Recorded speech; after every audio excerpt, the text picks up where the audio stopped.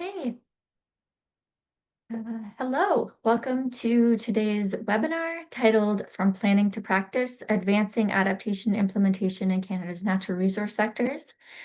This is the third webinar in the webinar series, and today's session is focused on the energy sector. My name is Suzanne Seeling.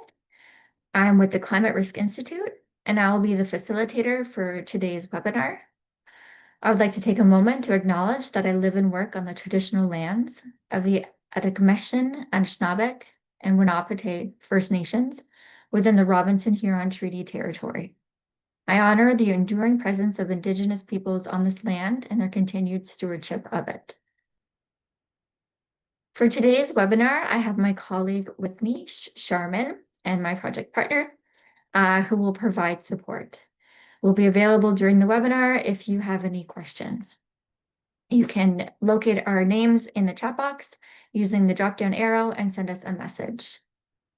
We have a dedicated Q&A session at the end of the webinar, but that doesn't mean you have to hold your questions until then. Please feel free to type them out during the presentation into the chat box. We are recording the webinar today, and we'll be sending out a link to everyone who has registered along with a copy of the presentation slides.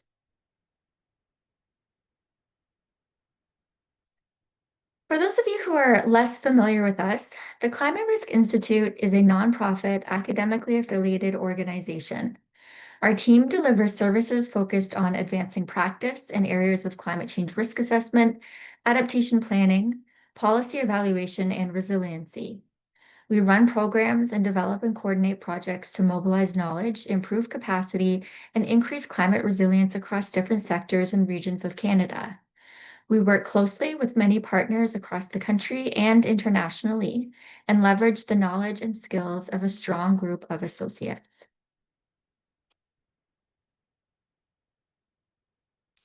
Let's take a few minutes to go over what we'll be covering in today's webinar.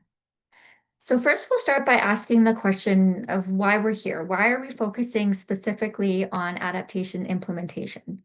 A lot of great work has gone into climate risk assessments and planning in the energy sector, but implementation is where things often get stuck. So we'll talk about why that's important. Then we'll provide an overview of the Implementation Insights project. This will give everyone some background on where this work comes from, as it's part of a broader initiative looking at how climate change adaptation is being implemented across Canada's natural resource sectors, including forestry and mining, of course, energy. Next, we'll introduce the online peer learning group that this webinar is a part of. This community is designed to connect practitioners, researchers, and policymakers who are working on adaptation in different contexts. Then we'll dive into some early findings of the project, specifically around drivers, enablers, and barriers. And then we'll spend a good portion of today focused on your lived experiences and insights. We have a number of polls and surveys to get through. We're excited for. Okay, so that's our roadmap for today. By the end, we hope you'll leave with new insights, connections, and maybe a few ideas to take back to your own organizations. Without further ado, let's get started. So let's set the stage by clarifying what we mean by climate change adaptation implementation and why this phase is critical for strengthening climate resilience.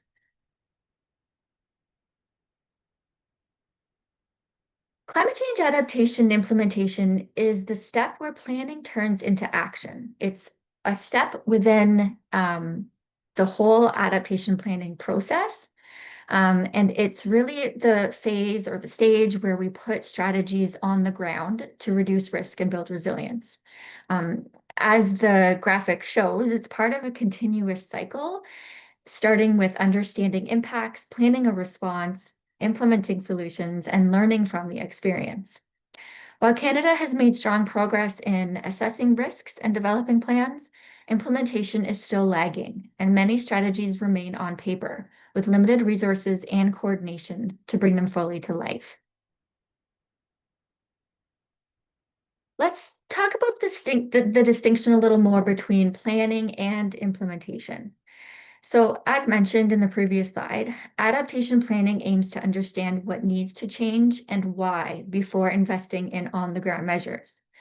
Adaptation planning in the energy sector might involve assessing vulnerabilities, identifying climate risks, setting goals, and prioritizing actions to build resilience in energy systems. And this can include generation, transmission, and distribution, as well as in related infrastructure and operations. Some typical activities in the sector for adaptation planning may include conducting climate vulnerability and risk assessments on energy infrastructure, utilities, and communities that are dependent on the energy systems. It might include integrating climate projections and risk information into energy planning and investment decisions. It may also include engaging with stakeholders, utilities, regulators, indigenous governments, private sector partners, and local authorities in co-developing adaptation strategies and pathways for a resilient energy future.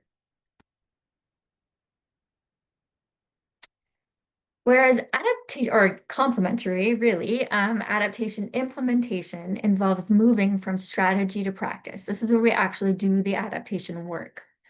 And typical activities in the energy sector for this may involve upgrading or retrofitting energy infrastructure to withstand extreme weather and climate fluctuations.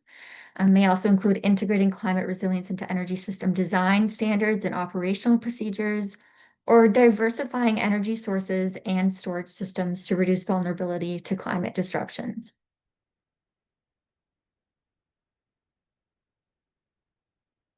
When we talk about climate adaptation, the energy sector is truly on the front lines. Energy systems are both affected by climate change and they're absolutely essential to how we respond to it. That's why moving from planning to implementation, actually putting those adaptation measures in place, is so critical. Across Canada, we're already seeing how wildfires, floods, storms, and heat waves are disrupting energy systems.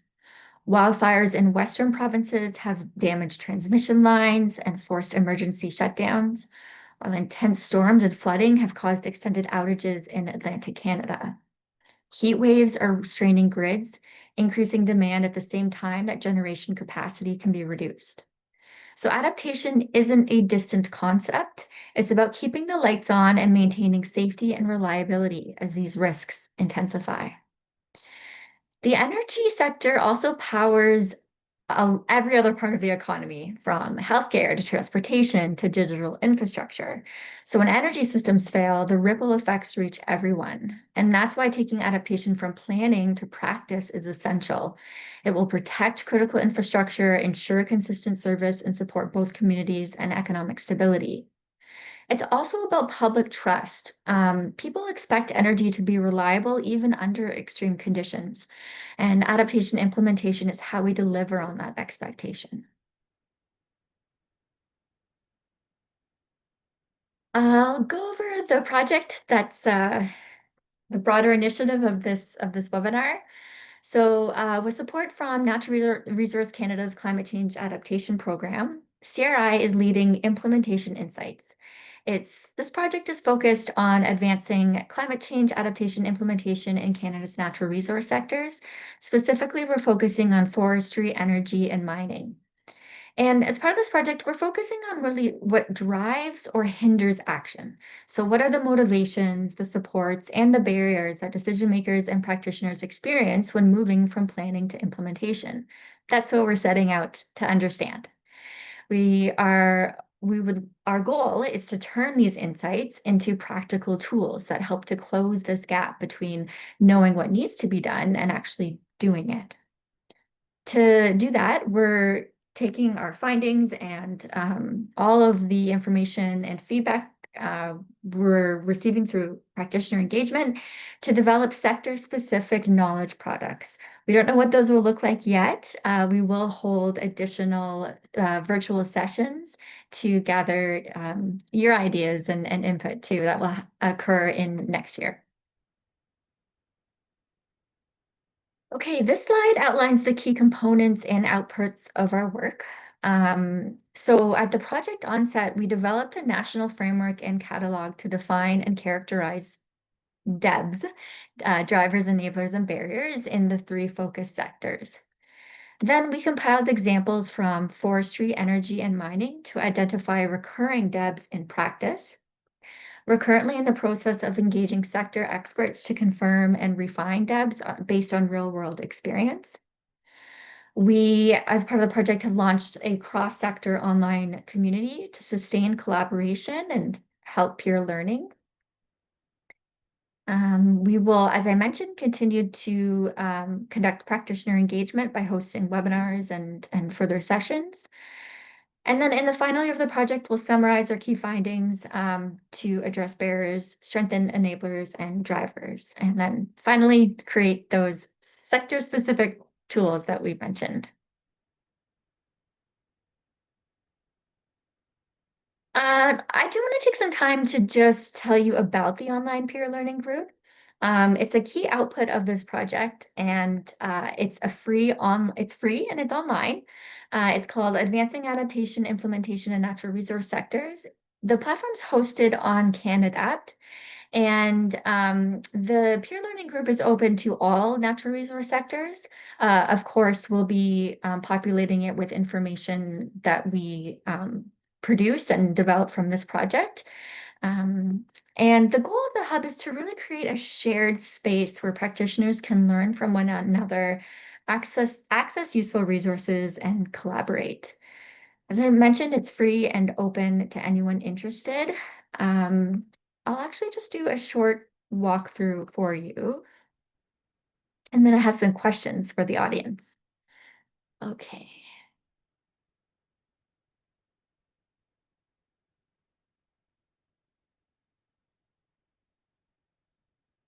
Bear with me for a second.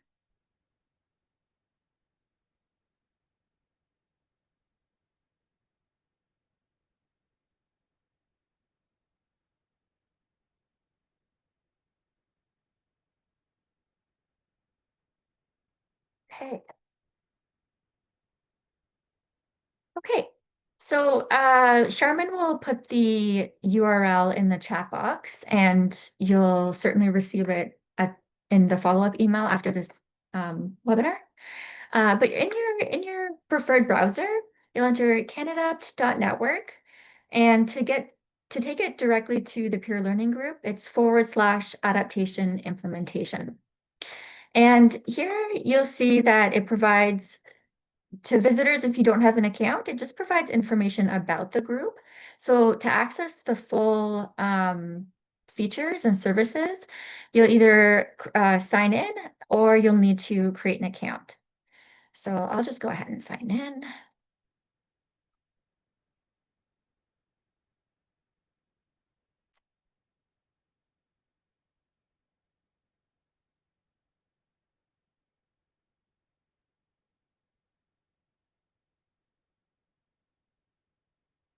So we're still building it out. Was only officially launched about a week and a half ago. So every day we're making updates and improvements to it. So here's the online peer learning group. There's a section about, and then we also have the resource library. So resources will include things like relevant reports, guides, tools, all related to advancing implementation in Canada's natural resource sectors. There's also a submenu for news articles we'll add there, and some projects as well. And as a member, you'll be able to add to this repository of information. We really encourage you to. If you'd like to add your project that you're working on as well, that's highly encouraged, and I can help you do that. You'll also find information on past or upcoming events. There's an update section, which is for our group, and you're also welcome to post an update. It's similar to a news feed that you'd find on like Facebook, and you can add information about a project you're working on if you have a question or you're looking to make an announcement. We have a forum as well, and that's provides a lot of flexibility to add a number of different topics. A great area to engage in dialogue with peers as well. And being hosted on CanAdapt provides a number of benefits. In particular, it allows you to be connected to different networks and different groups in this broader online ecosystem, all focused on low carbon resilience and climate change adaptation. So I've connected these related networks. We have a forestry adaptation network, a mining practitioner network, and an energy practitioner network. And so you can go in those and follow them, and you'll receive information that's focused on those sectors, but not necessarily implementation like our peer learning group is. So the peer learning group is a bit more topic specific, whereas these networks are more broad. So that's just a quick short walkthrough. Um, let me switch back here.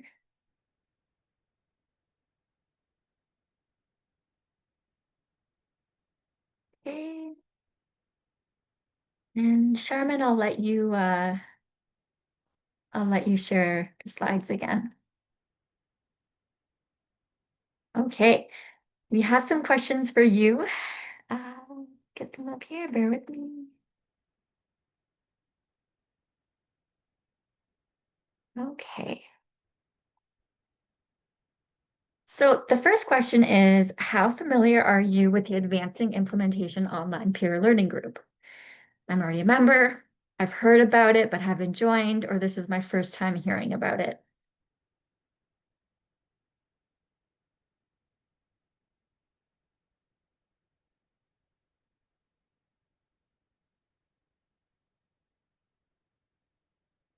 And for any of these poll questions, you're welcome to elaborate on your response in the chat box.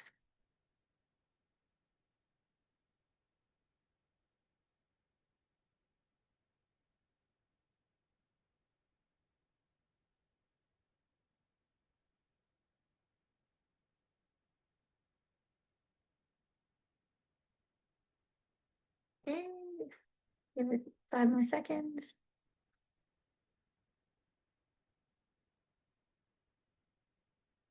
Okay, great. So for the majority of you, it's the first time that you're hearing about it. That's great. We really happy to have increased the awareness about it. We hope to see you on the platform.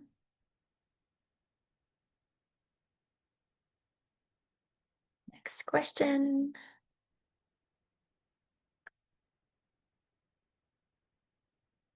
How would you prefer to share your experiences in the peer learning group? So say you've joined, you're a member, it can support a variety of formats and learning opportunities. So which of the following fits within your preference?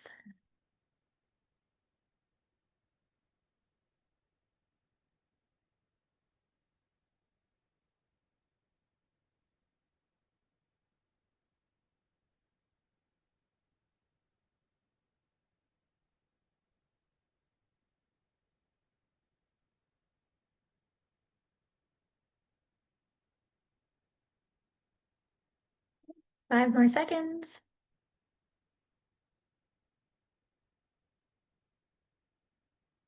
Okay, great.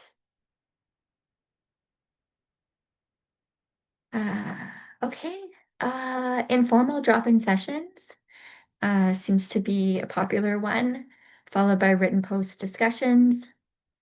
All of the above, great. Um, and once you become a member, there's a place for you to submit feedback about the platform. We'd love to hear from you. So let us know for those of you who felt that none of those fit your preferences. Yeah, we're open to hearing suggestions.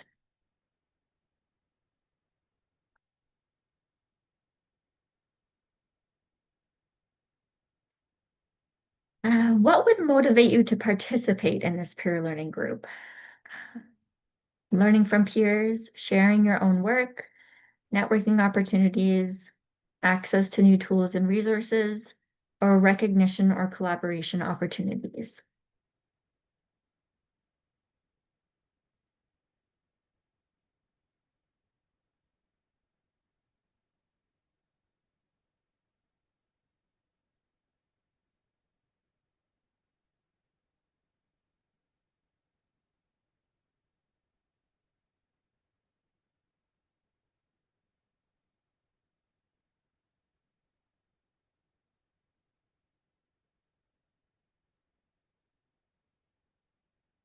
10 more seconds.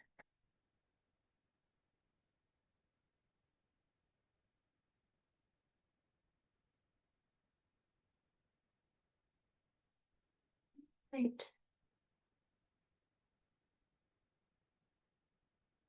Okay, and this was actually a ranking question, with the options being you're not motivated, you're somewhat motivated, or highly motivated to participate by these particular factors. So it looks like learning from peers was really popular, as was access to new tools and resources. A couple more questions. A little similar to the previous question, but of the following, what kinds of learning activities would you find most valuable in this community? Webinars, case study exchanges, discussion forums, resource library, or thematic working groups?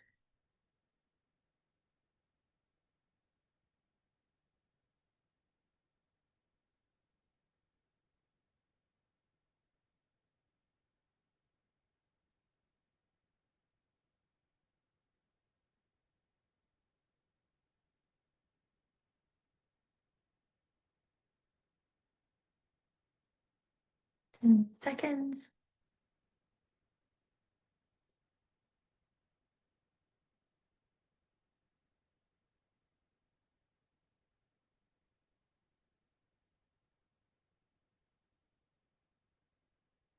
Okay. Okay. Oh, webinar is great. Case study exchanges, followed by resource library. Uh, Participants you felt would be valuable to the community, um, discussion forums, and thematic working groups. Excellent. Great. And we have one final question. Thanks for making it this far. Imagine this community 1 year from now. What would make you say it's been useful and worth your time?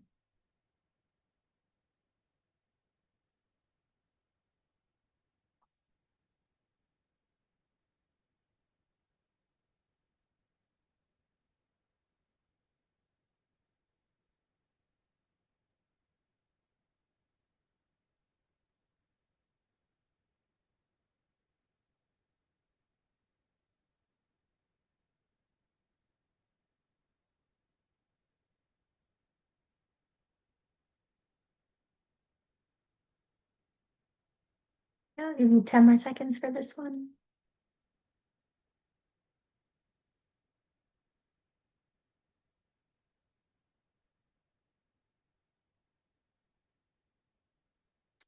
And Tristan, thanks for sharing your comment. I will read it. So I think what would motivate me to participate in any community practice is seeing meaningful results in my workplace. This means different decisions being made on the basis of COP content, institutional change on the basis of COP activity, external third-party behavior, change traceable to the COP. I think rightly understood self-interest, commitment to personal betterment only gets you so far with a very small minority of people. Seeing actual change in the external environment is the key to building high rates of participation. Excellent. Thanks very much. Okay, I'll share the other results in a follow-up email. Wonderful. Okay. Okay, so we'll keep moving along here.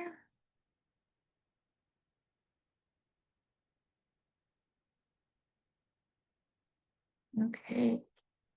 So I do want to spend some time describing the process for developing our drivers and our catalog of drivers, enablers, and barriers. As I mentioned earlier, we set out in the first year to develop this catalog, and to do this, we conducted a comprehensive literature review to develop a framework that would help categorize and define the drivers, enablers, and barriers.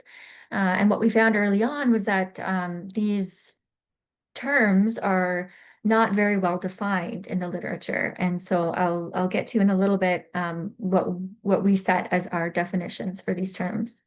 The framework that we developed considers different types and categories of DEBs, things like institutional, financial, technical, and governance, and they each link to the types of adaptation they influence, such as physical measures or management practices. We also documented contextual details like geography, equity considerations rather, and relevant resources. After that, we identified and analyzed and compiled 30 case studies or examples of adaptation initiatives from across mining, forestry, and energy. And so through this review, we uncovered recurring DEBs that practitioners and decision makers are encountering in real-world settings. The result of this is the catalog of adaptation implementation drivers, enablers, and barriers. And we consider this to be a foundational reference tool for summarizing how and where DEBs are operating across Canada.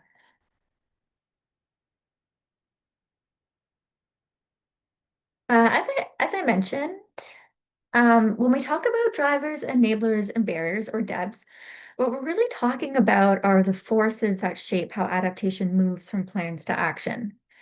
For drivers, we consider these to be the motivators or the factors or pressures that push us to act, like new policies, funding programs, or visible climate impacts. Enablers are the supports that make action possible, things like partnerships, knowledge, capacity, or tools that help to turn plans into reality. And barriers are the obstacles that get in the way. Lack of resources, unclear mandates, or competing priorities that slow progress or block progress altogether. And so understanding these helps us see what's working, what's missing, and where we can focus efforts to accelerate implementation.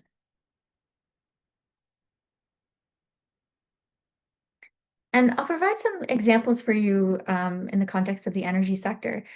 So in terms of a driver, we're asking what's pushing adaptation implementation forward. And so this might be increasing frequency of extreme weather events. This motivates energy utilities and regulators to adopt climate adaptation measures, including infrastructure hardening, grid modernization, and system redundancy planning.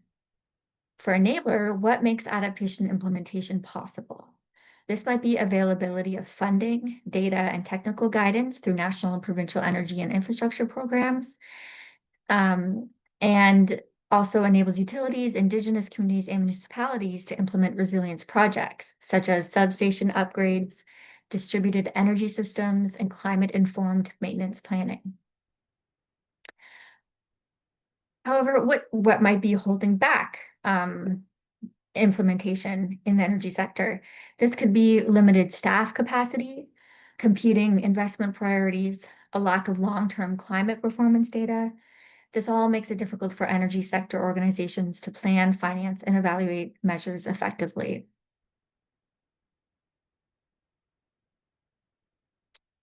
And Sharman and I will be the first to admit that we often come across an example and say, is that a driver or is that an enabler? Perhaps it's both.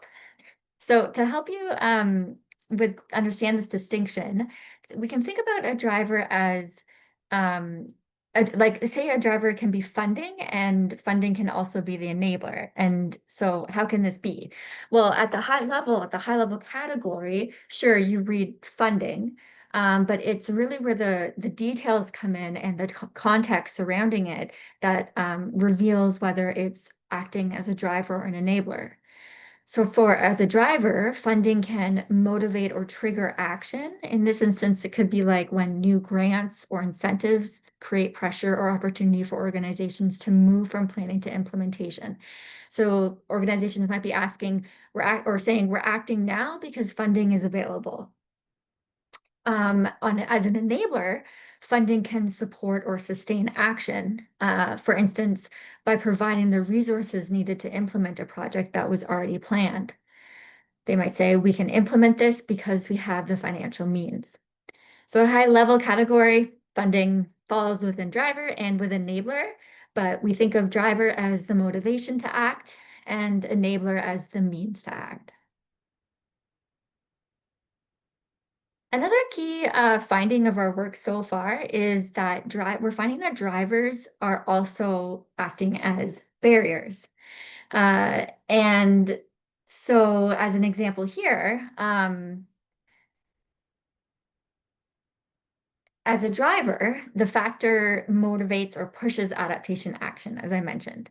In energy sector, this might be increasing wildfire risk is driving forest managers to implement adaptive fuel treatments, but it's also acting as a barrier to climate impact because the same factor is making action more difficult or risky.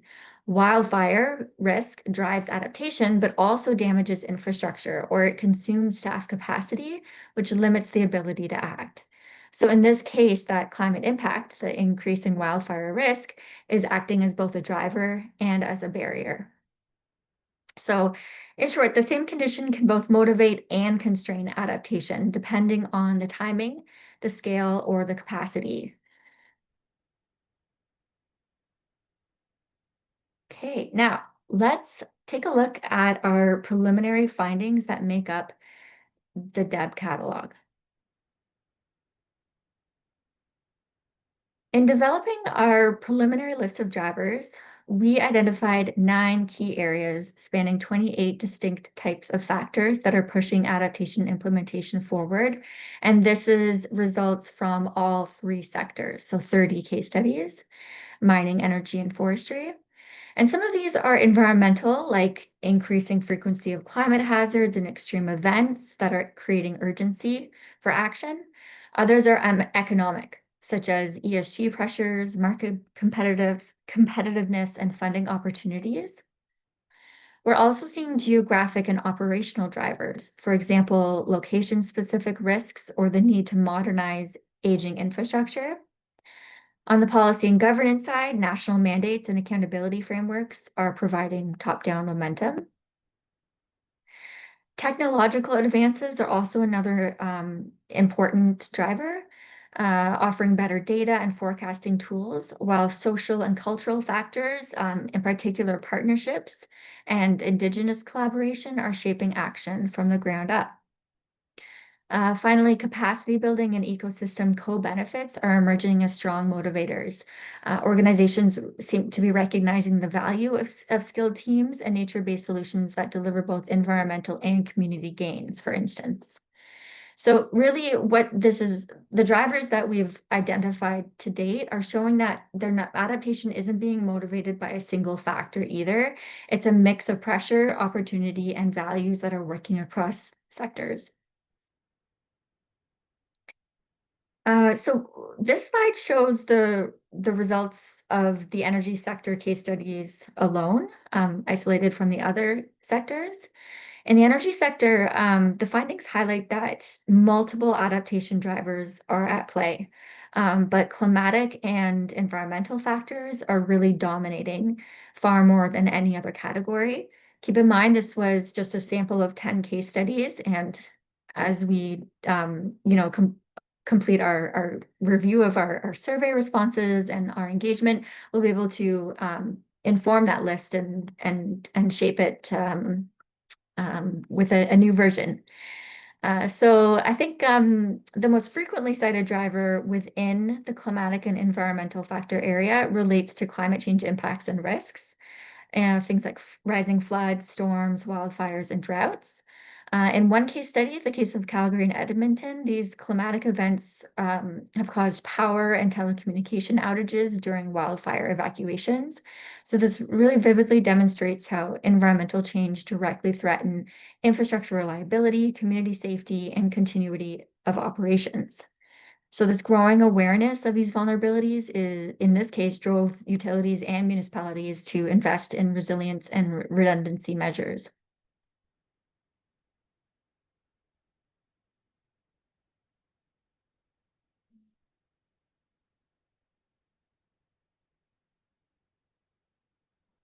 Okay. And then when we look at what makes up adaptation implementation possible, we identified 6 key areas and 22 types of enablers. So this is what creates the right condition for action across the sectors. And we're back to seeing the results of the 3 sectors of focus.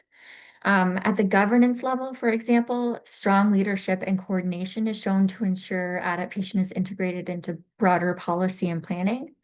Financial enablers were also key, like funding, incentives, and investment tools. Knowledge and data were also shown to provide localized insights and best practices for decision making. On the people side, capacity building, collaboration, and a supportive culture drive collective momentum across the case studies. Technology and infrastructure innovation were shown to help embed climate readiness into daily operations. And finally, social and environmental co-benefits, healthy ecosystems, and engaged communities stood out in many case studies as well. So together, these enablers form the backbone of successful adaptation. They help to create the conditions that allow the good ideas to become lasting and on the ground.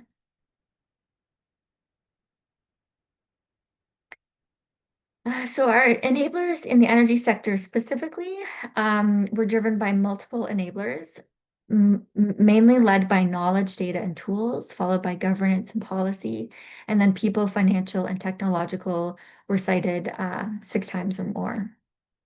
The top enabler highlights the need for localized data and practical tools to help assess risk and guide resilient infrastructure design. In the governance, institution, and policy area, strong leadership and coordination came out. And in certain cases, this really ensured adaptation was integrated into the broader policy and planning. The Calgary and Edmonton case study also demonstrated how partnerships, they partnered with the Prairie Climate Center, for instance, to build adaptive capacity through shared learning and coordinating information exchange and data. Uh, so, um, and in the case of the Calgary and Edmonton, sorry, that really showed a combination of enablers that were focused on integrating knowledge, governance, collaboration, finance, and technology. So there were many at play for that case study as well, which was quite interesting. Okay, so next we're going to move into Mentimeter. The last couple of webinars we've done breakout groups, but we thought this time we would try a different format just to see how that goes. We had uh, some big groups. So what I'll ask you to do then is I'll share my screen to show the results, but please in your web browser, enter menti.com and the code is 33086368. So that's 33086368. You can also scan the QR code as well. Okay.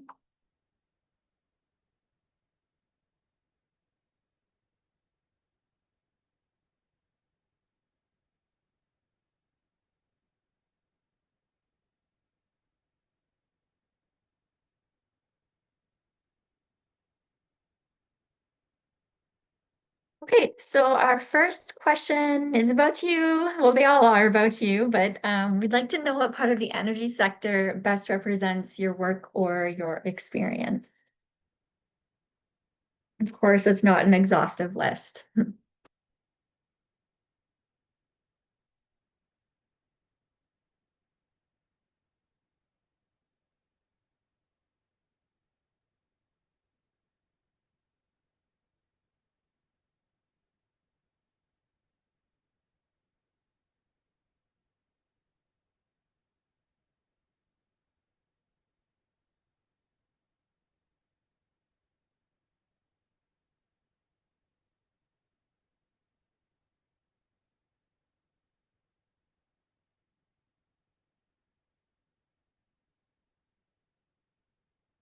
So like, the majority of you are indicating you work in another sector within energy. So again, please enter it in the chat box. We'd love to hear what that is. Okay. Next question. How well supported do you feel in implementing adaptation measures within your organization? Not supported at all, somewhat supported, fully supported.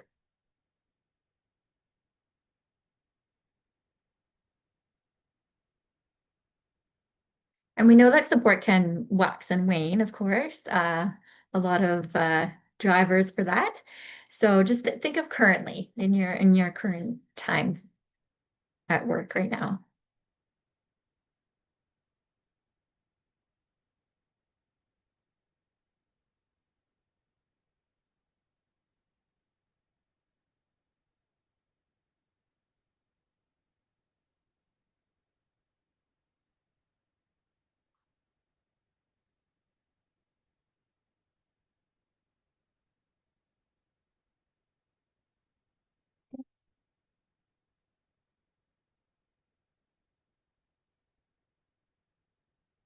It looks like somewhere in the middle, somewhat supported.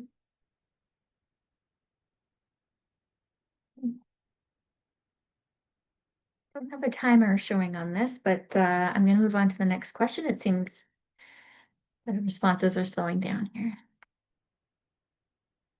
Okay, when we think about drivers, so what do you see as the strongest driver pushing adaptation implementation in Canada's energy sector?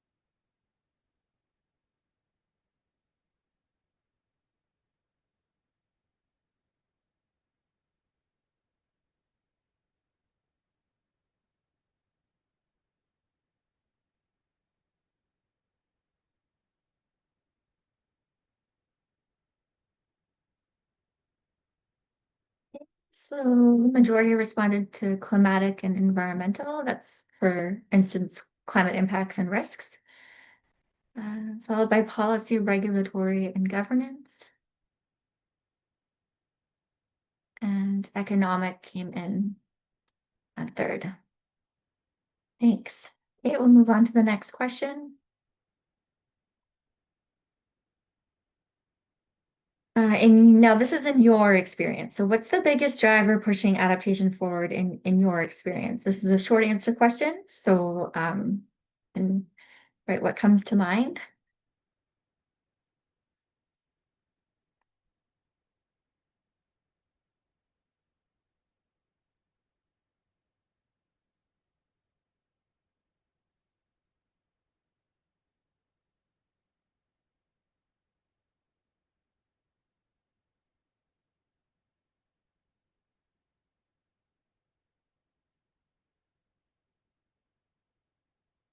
Okay.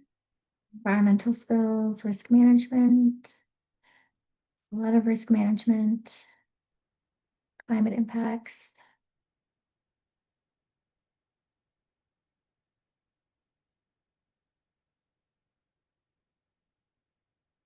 Cost of renewables coming down is certainly a driver.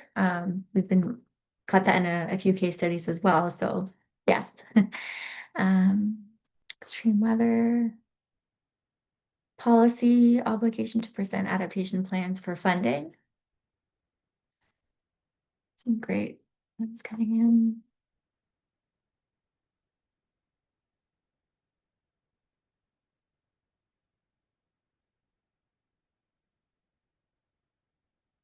Very interesting. Thank you so much for sharing these. Okay, let's go on to the next one. Now we're looking at enablers. What's pushing it forward? So which of the following type of support is needed to accelerate adaptation implementation in the energy sector? Okay, so if you could choose just one, which of the following is needed? What's missing from an enabling point of view?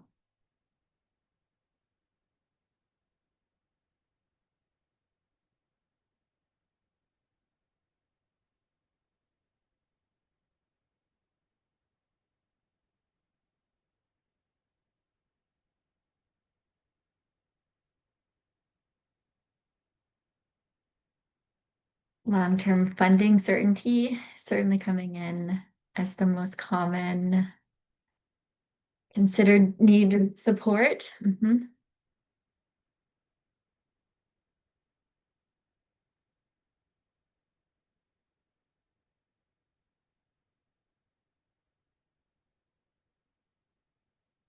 Or sorry, support on dealing with long-term funding certainty. Yeah. Okay, excellent. Okay, next question. Which internal factors have most enabled your organization to move from planning to implementation? Once again, it's not an exhaustive list.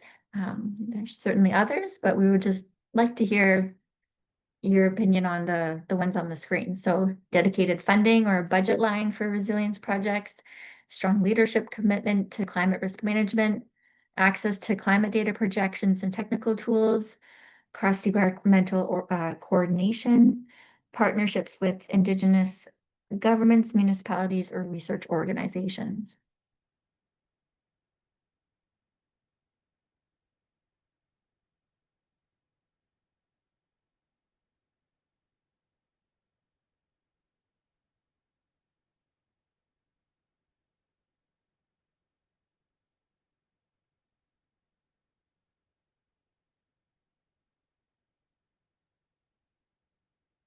Okay, so strong leadership commitment to climate risk management, uh, and internal factors for most of you, followed by dedicated funding or budget lines. Great, great.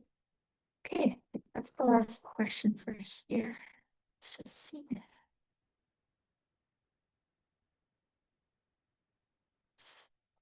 Okay.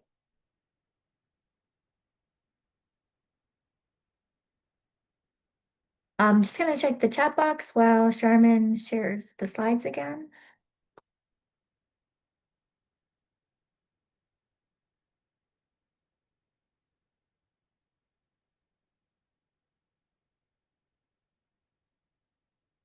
Okay, some great comments. Excellent. Okay. So thanks for that. We're gonna now focus on barriers. So I'll provide uh, an overview similar to drivers and similar to enablers of our findings. So in our case study analysis, we identified 31 distinct barriers that seem to be holding back adaptation implementation. Some are environmental, so increasing climate hazards, degraded ecosystems, and uncertainty about long-term impacts. That's seems to be making it hard to plan and act confidently.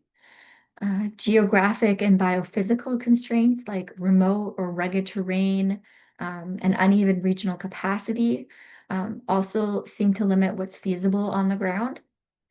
Economic and financial barriers. So these were things like high upfront costs, short-term funding cycles, and limited investments. These continue to be major challenges, as do infrastructure and technical limitations. So, for example, outdated systems or complex engineering needs tend to slow upgrades in across the case studies we looked at.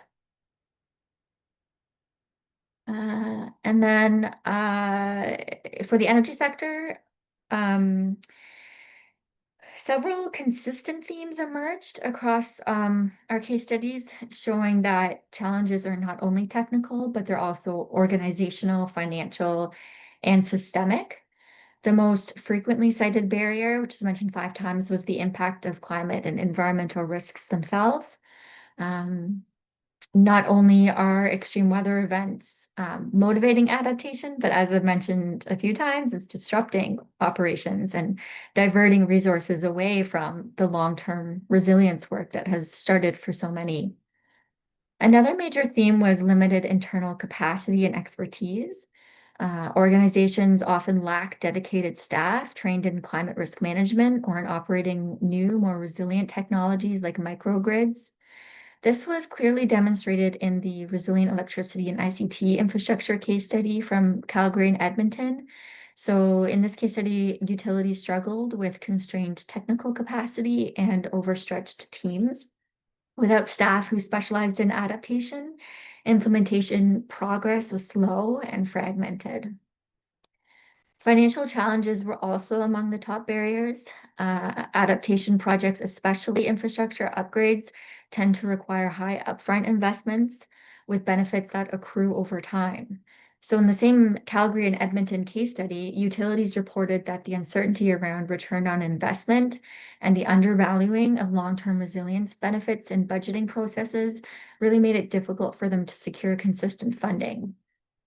Um, Beyond these core themes, case studies also highlighted a range of other barriers, social and equity challenges, so ensuring community inclusion and affordability, data and research gaps, particularly local scale climate projections, and policy and governance barriers where unclear mandates or lack of coordination made it difficult to sustain action. A few noted infrastructure and technical constraints and even external disruptions, such as supply chain challenges. These can all derail progress.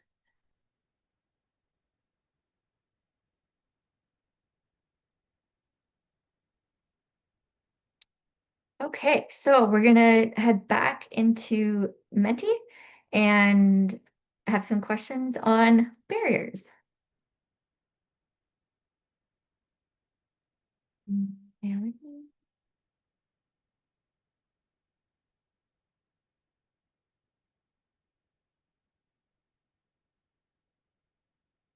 And so again, for those of you who are perhaps on their phones or listening in your browser, enter menti.com. That's menti.com.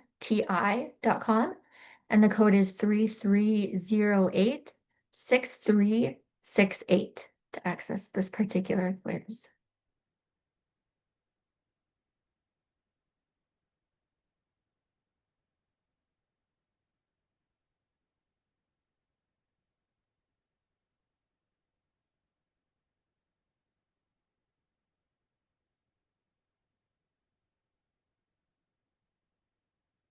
Question we're starting with is which barrier most often slows or blocks adaptation implementation in Canada's energy sector? So this is your knowledge, awareness, or experience with the energy sector as a whole.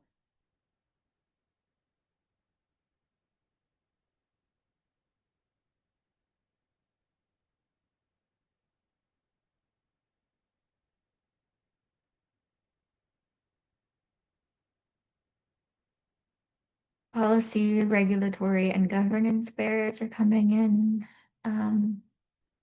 It's a common barrier, followed by knowledge, capacity, and organizational readiness. Okay. Okay. Next question. What's one real-world obstacle that slows or blocks adaptation implementation in your organization? And if you could, how could these barriers be reduced or removed? And this is a short answer question.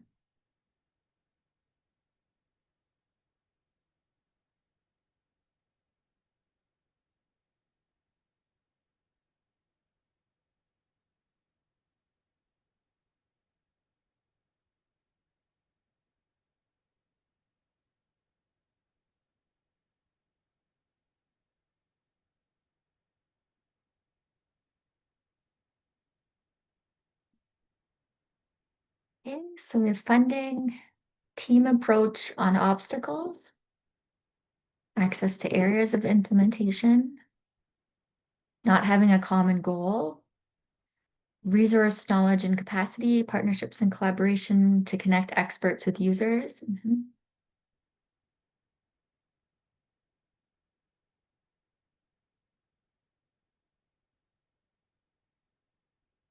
Mhm.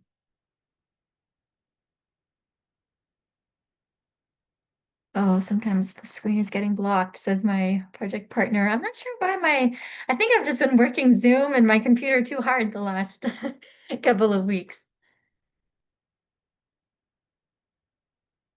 Hmm. Hmm.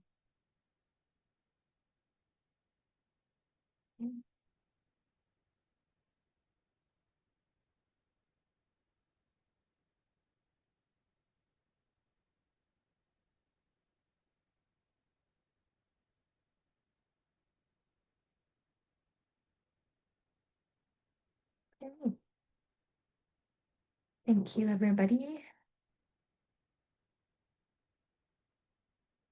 All right, so some wrap-up questions. Which area feels most relevant to your work today? Drivers, enablers, or barriers?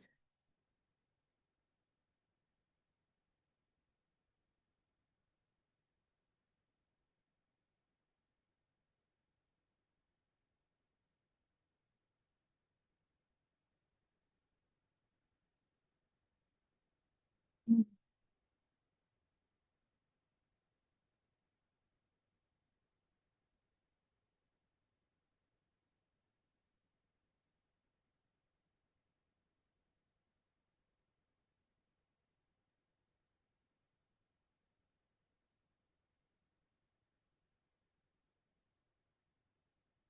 So enablers have ahead by one. Very interesting.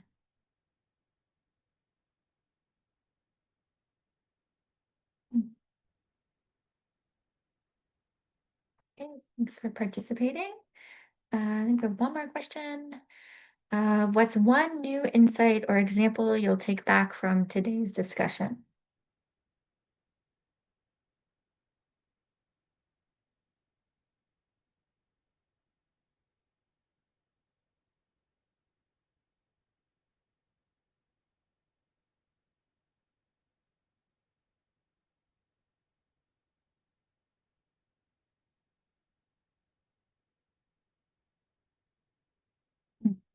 So drivers can be enablers, indeed.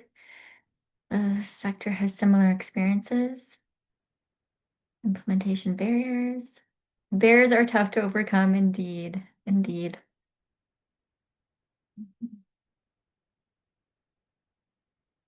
Some clarity and good information on this topic. Great to hear.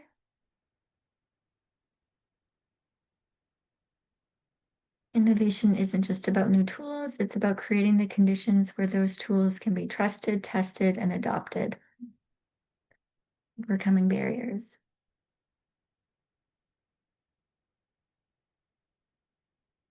DEBs run across all international borders. Funding is vital for adaptation implementation.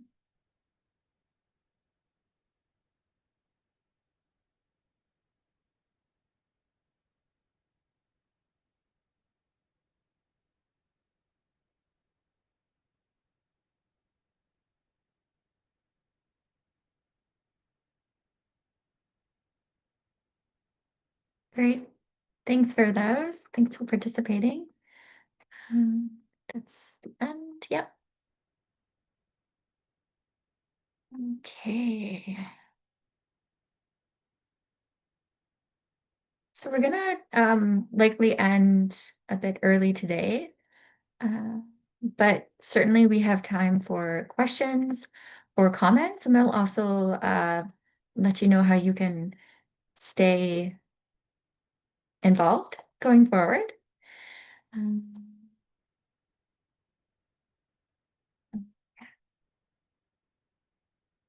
So if anyone has any questions, I'd love to hear you over your microphone as well. So just raise your hand and unmute your microphone.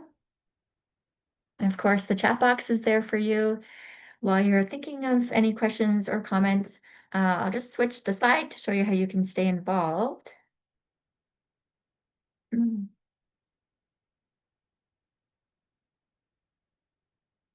I'm posting a link to a survey.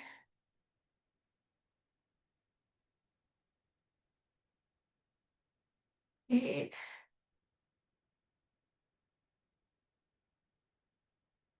Sorry, advance one, please, Charmin, if that's okay.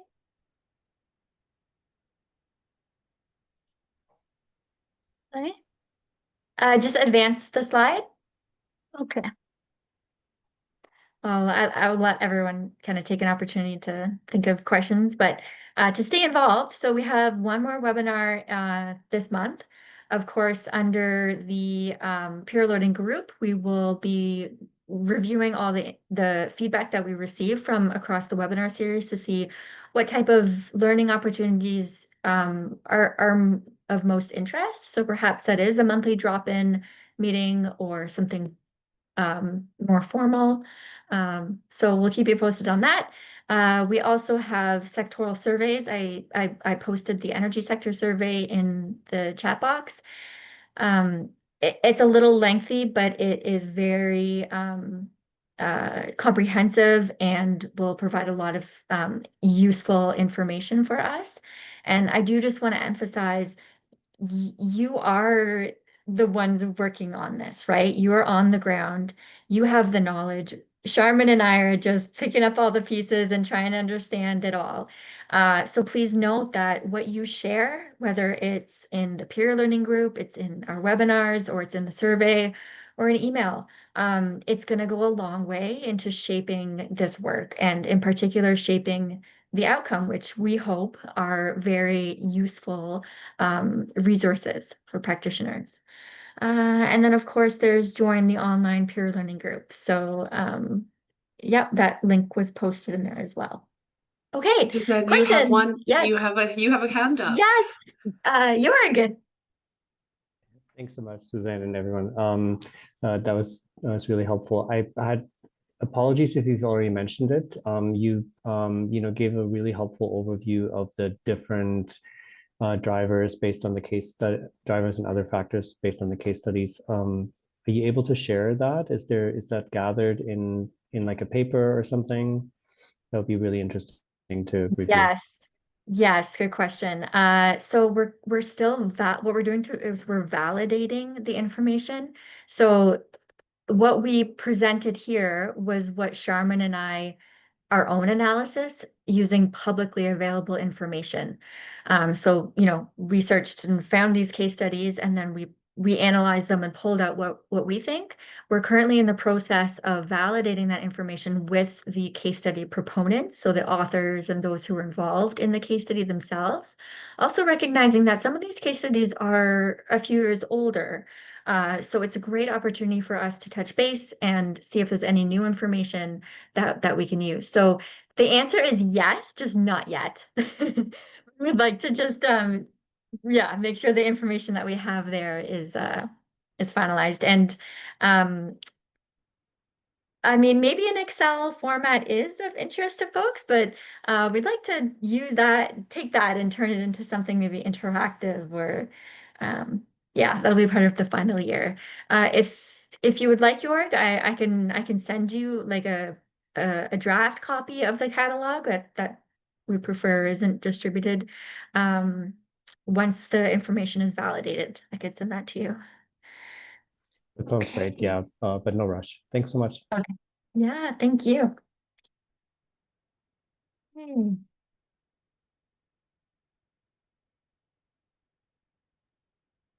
Suzanne, you have also one other comment in the chat box, and it's a question from Sika. It says, I'm curious on how these case studies are done. Can you elaborate, please?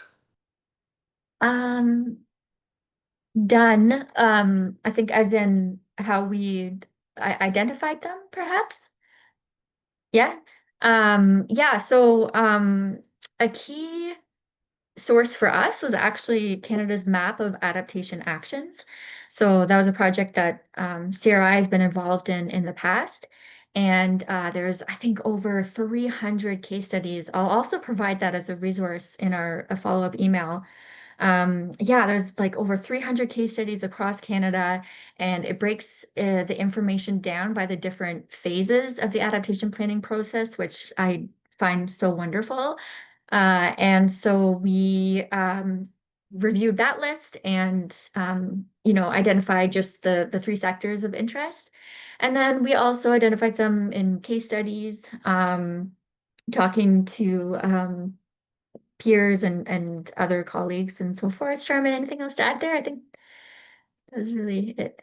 So we started from developing the framework. So that is those high level categories and what information is relevant, right? And then we would review the case studies themselves and basically tease out information and put them in those categories. Yeah, we also first did the literature review, what literatures talk about it, and how we can actually differentiate those themes and then we are recategorizing when we are going through the case studies and something coming up, and we are adding and expanding on it.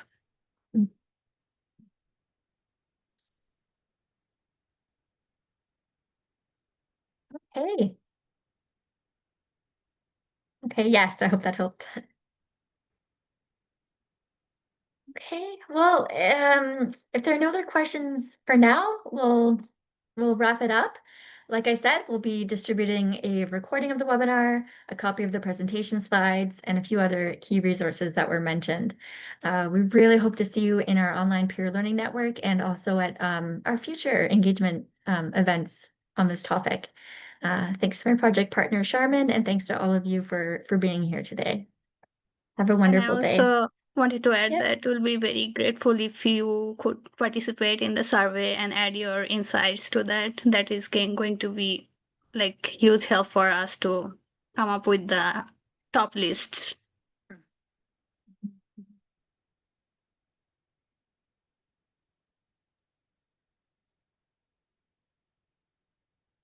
Excellent. Okay. Take care. Bye-bye.